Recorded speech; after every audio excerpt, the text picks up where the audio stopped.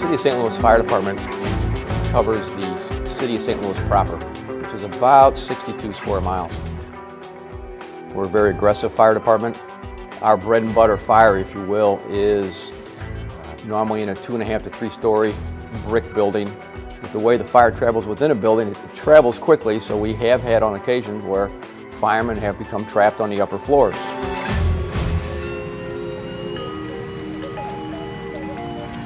In 2003, we responded to a residential fire in a building.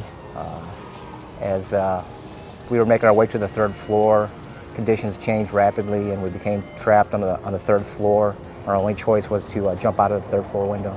The ladders were covered with ice from the water. You hit the ladder, couldn't hold on, and fell off. And fell approximately 30 feet to the ground. And it's a truly helpless situation. I always wore a self-rescue belt with a rope.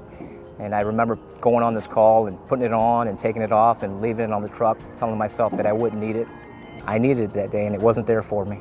Jumping out of a 3rd story building as a firefighter in full gear with a mask on your back, you can't see, you got fire burning the helmet off your head, you can smell your coat burning. That's a lot to ask of a firefighter who's under those type of conditions. But that image did stick in my mind, watching these guys, you know, there wasn't a whole lot we could do here.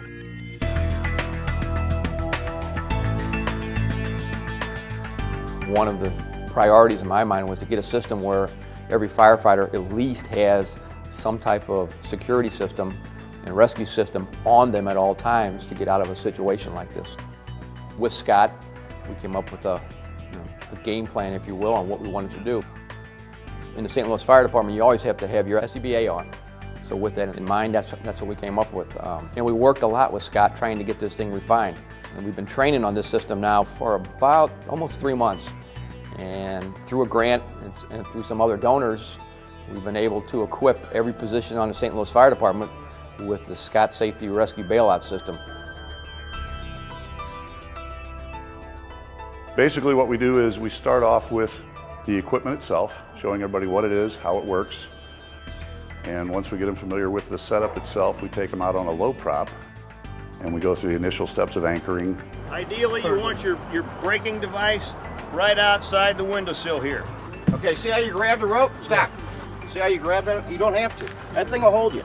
And then we move them up to a higher window using the same system with a safety belay, of course, because this is training. We don't want any training accidents. Ready, Tim?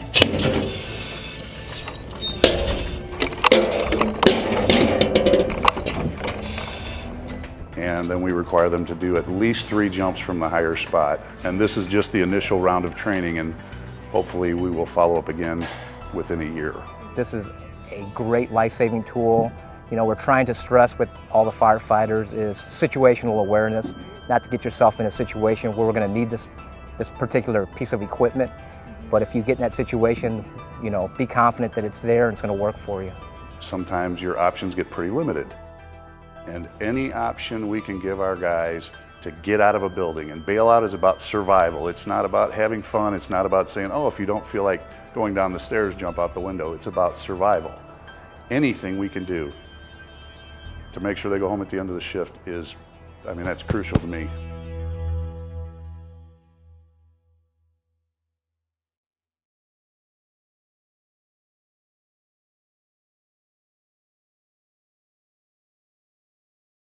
For more information, visit scottsafety.com.